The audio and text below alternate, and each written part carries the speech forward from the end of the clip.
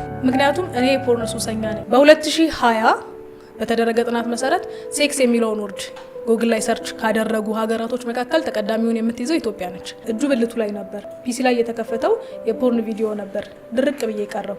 ለሴክስ ያለንን ፍላጎት ይቀንስብናል። ላይክ ወንድ ልጅ በመስማት በማየት ይሳባል። እንደ ሀገር የሸፋፈናቸው ነገሮች እንዳንነካ ብለን ውስጡን ለቄስ ያስቀመጥናቸው ነገሮች በየጓዳው ብዙ ሰው እያሳጡን፣ አለማድረግ እንጂ አለማውራት አያጸድቅም።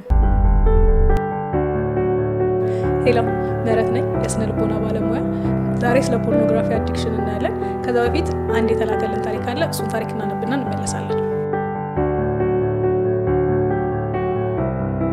ወንድሜ የሞተው በፖርኖግራፊ ሱስ ነው ብል ማን ያምነኛል?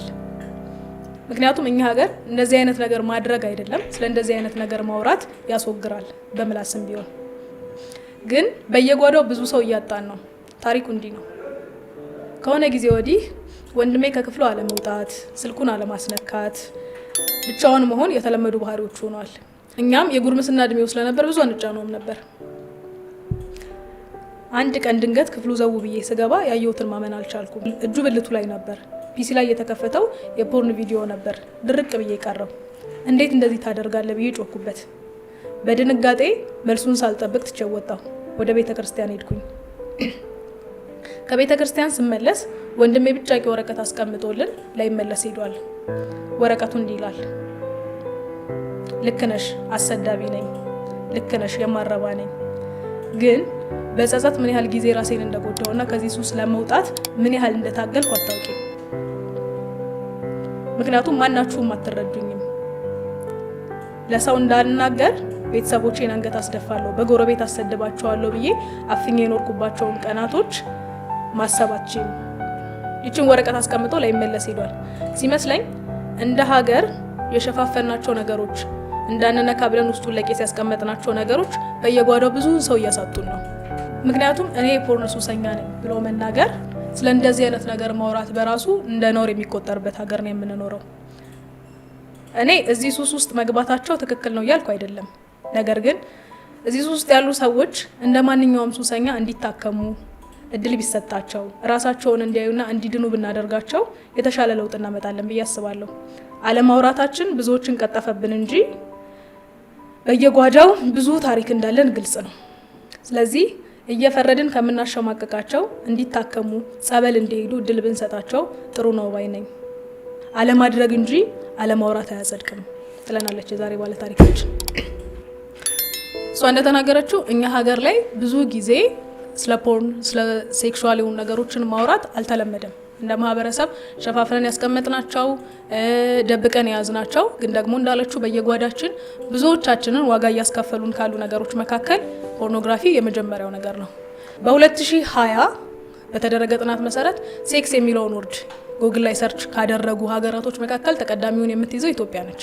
ያ ማለት ብዙ ተጠቃሚ፣ ብዙ እንደዚህ አይነት ነገር የሚያይ ወይንም ደግሞ ብዙ ፖርኖግራፊ የሚያይ፣ ብዙ ስለ ሴክስ ማወቅ የሚፈልግ ግን ደግሞ በአደባባይ የማይናገር ብዙ ትውልድ እንዳለን ማሳያ ነው ማለት ነው።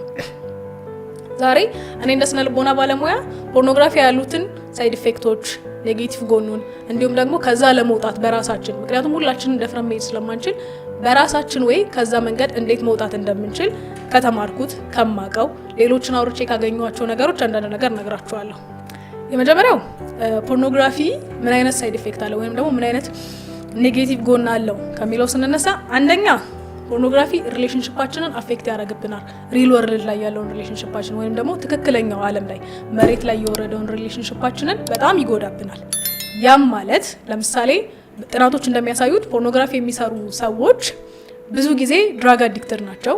በጣም ኤግዛጀሬት ተደርጎ ነው የሚሰራው። ሌሎች የሚያዩዋቸው ሰዎች እንዲነቃቁ፣ ለስሜት ቅርብ እንዲሆኑና እንዲሁም ደግሞ በጣም ኤግዛጀሬት ተደርገው አንዳንዶቹ ጭራሽ ምድር ላይ እንኳን ያልወረዱ ነገሮች እንደሚሰሩ ያሳያሉ። ያ ማለት በጣም አዲክትድ በሆንን ቁጥር ኖርማል ለፓርትነሮቻችን፣ ለፍቅረኞቻችን፣ ለባለቤቶቻችን የሚኖረን ግምት በጣም ስለሚወጣ እንደዛ አይነት ኢንተራክሽን፣ እንደዛ አይነት ግንኙነት ስለምንጠብቅ እንደዛ አይነት ነገር ሳናገኝ ስንቀር መሸሽ እንድንመርጥ ያደርገናል። ወይም ደግሞ ከፍቅረኞቻችን ጋር ከባለቤቶቻችን ጋር የሚኖረንን ሴክሹዋል የሆነውን ነገር አፌክት ያደርግብናል። የመጀመሪያው ነው። በሁለተኛ ደረጃ ለሴክስ ያለንን ፍላጎት ይቀንስብናል።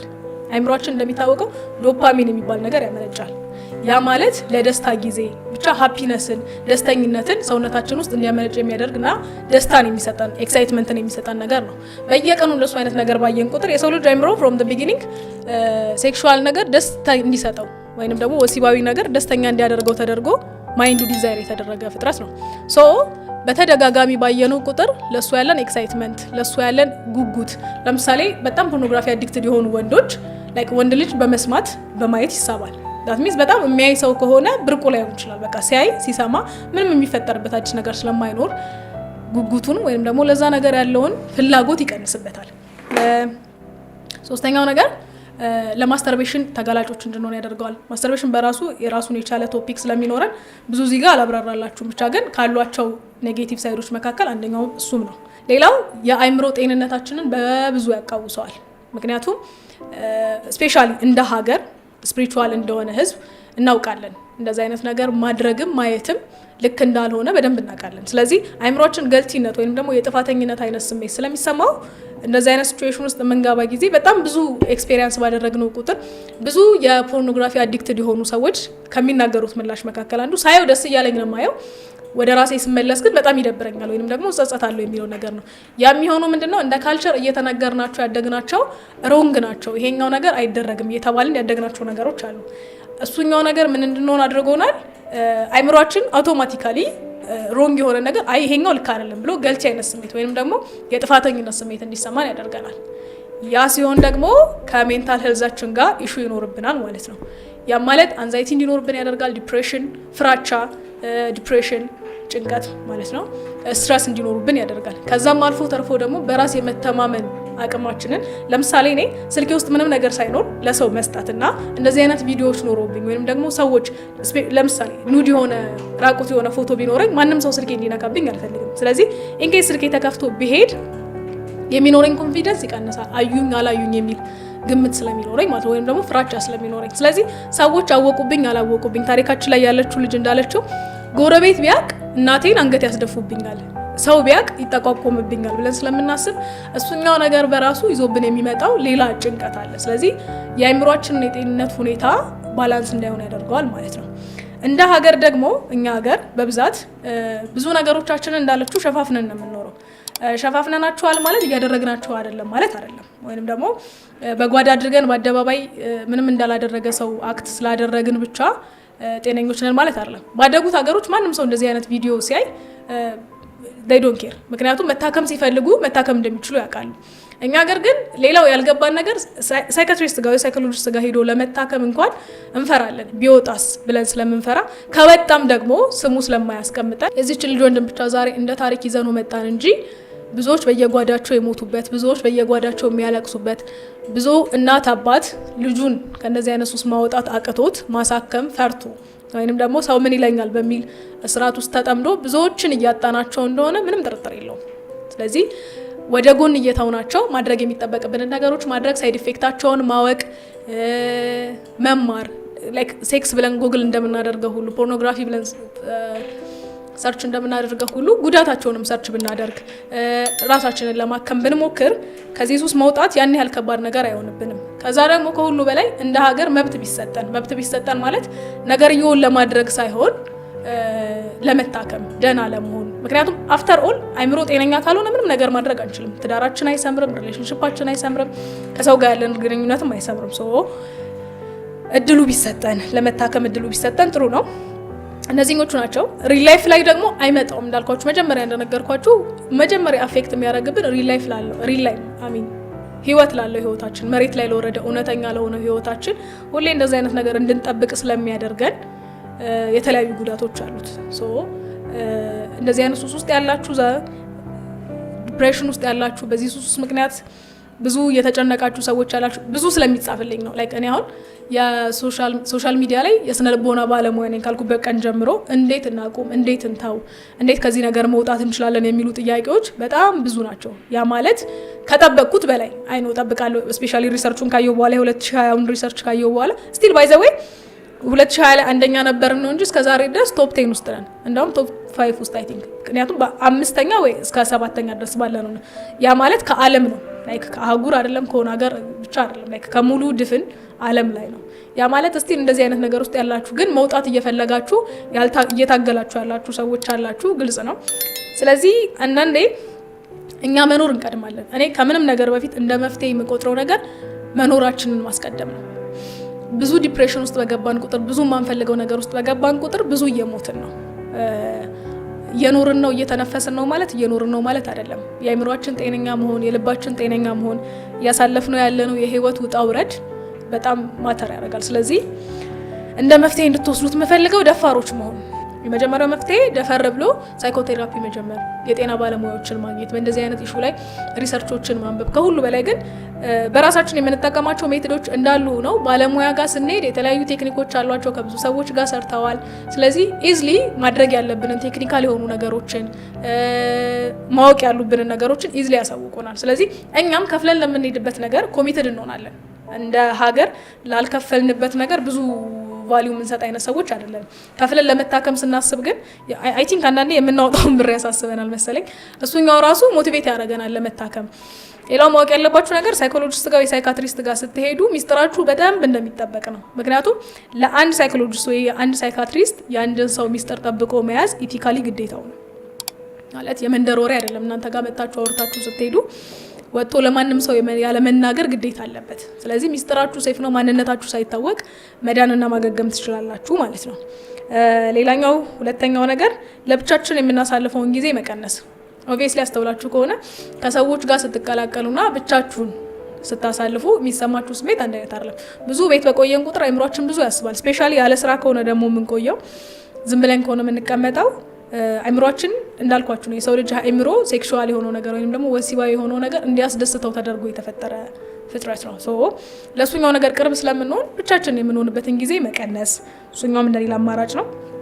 ትኩረታችንን ሌሎች ነገሮች ላይ ማድረግ፣ ለምሳሌ ስፖርት መስራት፣ መጽሐፎችን ማንበብ፣ መጻፍ፣ ኢቨን የምንሰራው ስራ እንኳን ባይኖረን ቮለንተር ሁነን ስራ መስራት። ላይክ የተለያዩ ድርጅቶች አሉ፣ ቮለንተር ድርጅቶች። እዛ ቦታ ሄዳችሁ ጊዜያችሁን ብቻ ባገኛችሁት አጋጣሚ ከሰዎች ጋር ማሳለፍ፣ ከሚረዷችሁ ሰዎች ጋር ደስተኛ የምትሆኑበት ቦታ ማሳለፍ፣ ስፖርት መስራት፣ እንዳልኩት አቴንሽናችሁን ትኩረታችሁን ለሌላ ነገር መስጠት ዋነኛው ነገር ነው። ሌላው ነገር ግሩፕ ውይይቶችን መሳተፍ። ለምሳሌ አሁን እኛ ሀገር ብዙ አልተለመደም፣ ሆፕፉሊ በቅርቡ እንጀምራለን። ግሩፕ ቴራፒ የሚባል ነገር አለ እና እሱኛው ቴራፒ ለምን ይጠቅመናል? ተመሳሳይ የሆኑ አይነት ችግር ያለባቸው ሰዎች፣ ተመሳሳይ የሆነ አዲክሽን ያለባቸው ሰዎች ስለሚሆኑ እዛ ላይ የሚኖሩት። ለምሳሌ ፖርኖግራፊ አዲክትድ ከሆናችሁ ፖርኖግራፊ አዲክትድ ብቻ የሆኑ ሰዎች የሚገኙበት ግሩፕ ቴራፒ ሴንተር ቢኖራል። እዛ ቦታ ቴሌግራም ቻናል ሊሆን ይችላል፣ ምንም አይነት ቻናል ሊሆን ይችላል፣ ኢምፐርሰንም ሊሆን ይችላል፣ በአካልም ሊሆን ይችላል። እዛ ቦታ እየሄድን ስንናገር ብዙ የሚቀለን ነገር ይኖራል። ምክንያቱም አንደኛ ተመሳሳይ ሰዎች ነን፣ ጄጃ እንደራረግም፣ አንዱ በሌላው ላይ አይፈርድም። ተመሳሳይ ቦታ ያሉ ሰዎች ስለሆኑ ማለት ነው። ያው አመድ በዱቄት አይስቅም አይደል? ስለዚህ ማንም ላይ ሙድ አይይዝም፣ ማንም ላይ አይስቅም፣ ማንንም አያሸማቀቅም። እንደዚህ አይነት ግሩፕ ቴራፒዎችን ያሉበት ቦታ ፈልጉ። ቴሌግራም ላይ አሉ የተለያዩ ግሩፖች፣ እነሱን ጆይን ማድረግ። እሱኛው ምን ይጠቅማል ደግሞ ሌሎች ያገገሙ ሰዎች፣ የረዳቸው ሰዎች ልምድ ለመቅሰምም ይሆነናል። ምክንያቱም እንዲሁ ዝም ብሎ ከሚነግራችሁ ሰው ይልቅ እዛ ሱስ ውስጥ ኖሮ የወጣ ሰው የሚያስረዳበት ወይና እዛ ሱስ ውስጥ እያገገመ ያለው ሰው የተጠቀመው ሜትድ ሞር ይበልጣል። ምክንያቱም ለሲጋራ ሱሰኛና ለፖርኖግራፊ ሱሰኛ የሚሰጠው ሜዲሲን ወይም ደግሞ ለመውጣት የሚደረገው ጥረት ተመሳሳይ አይደለም። ስለዚህ ጥሩ የወጣ ሰው በደንብ ሄልፕ ሊያደርገን ወይም ደግሞ ሊረዳን ይችላል ማለት ነው። ሌላኛው ነገር ከቤተሰቦቻችንና ከጓደኞቻችን ጋር የምናሳልፈውን ጊዜ በደንብ ማስፋት፣ ከነሱ ጋር መሳቅ፣ መጫወት፣ እንዲረዱን የቻሉን ጥረት። በእርግጥ ልክ ነው፣ እረዳለሁ። ለጓደኛ እንደዚህ አይነት ኢሹ ማውራት፣ ለቤተሰብ እንደዚህ አይነት ኢሹ ማውራት፣ ስፔሻሊ ቤተሰብ አንዳንዴ ጓደኛ ይሻላል መሰለኝ። አይ ቲንክ አትሊስት ኤጃችን ተቀራራቢ ስለሆነ ከቤተሰቦቻችን ጋር ጀነሬሽን ጋፕ የሚባለው ነገር በራሱ በጣም ማተር ያደርጋልና ሊረዱን እንደማይችሉ ግልጽ ነው። ግን ስቲል ግልጽ ሆነን እንኳን እንደዚህ እንኳን ባናወራቸው ቤት ውስጥ እናት ካለች አባት ካለ ክፍል ዘግቶ ብቻ ከማሳለፍ ይልቅ ከነሱ ጋር ቁጭ ብሎ ቴሌቪዥን ማየት፣ ምግብ ሲሰሩ አብሮ መስራት፣ የተለያዩ ነገሮች ማድረግ። ከዛ ውጪ ስራት አባውት ወንዶች ብቻ ላይ የሚፈጠር ነገር ሴቶችም ላይ የሚፈጠር ነገር ስለሆነ ሴቶች ብዙ ጊዜ ቤታቸው ሲቀመጡ ስራ መስራት፣ ቤተሰቦቻቸውን ማገዝ፣ ወንዶችም እንደዛው። ቤታቸው ግቢ ካለ አትክልት መትከል፣ ጎመን ማጽደቅ የመሳሰሉትን ነገሮች ያካትታል። ስለዚህ እነዚህ ነገሮች ተግባራዊ በማድረግ ራሳችንን ሂል ለማድረግ ወይንም ደግሞ ራሳችንን ካለንበት ሱስ ለመውጣት ይረዳናል ብዬ አምናለሁ። ከሁሉ በላይ የሰው ልጅ የሚረዳው ፈጣሪ ነው። እሱን አምናለሁ በጣም። ሳይኮሎጂካል ነገሩ ቴክኒኮቹ እንዳሉ ሆነው ሞር ባገኛችሁት አጋጣሚ ሁሉ በየሃይማኖታችሁ መጸለይ፣ ለፈጣሪ መቅረብ፣ መጽሐፎቻችሁን ማንበብ። ስለዚህ ለእኛ ብቻ ሳይሆን ለሚመጣውም ጀነሬሽን፣ እኛ ለምንቀበለውም ጀነሬሽን ታክሞ የሚድንበትን ማህበረሰብ፣ ታክሞ የሚድንበትን ሀገር፣ ታክሞ የሚድንበትን ከማሸማቀቅ ይልቅ ለመረዳት የሚጥርበትን አይነት ኢንቫይሮንመንት እየፈጠርንላቸው እንሄዳለን ማለት ነው። የዛሬ ቶፒካችን ይህንን ይመስል ነበር። ስለ ፖርኖግራፊ ያወራ ነው፣ ሳይድ ኢፌክቶቻቸውንና ለመውጣት በራሳችሁ ማድረግ የምትችሏቸውን ነገሮች በጥቂቱም ቢሆን ነግሬያቸዋለሁ። ቀጣይ እንግዲህ በሌላ ቶፒክና ከሌላ ታሪክ ጋር ደግሞ እንመለሳለን።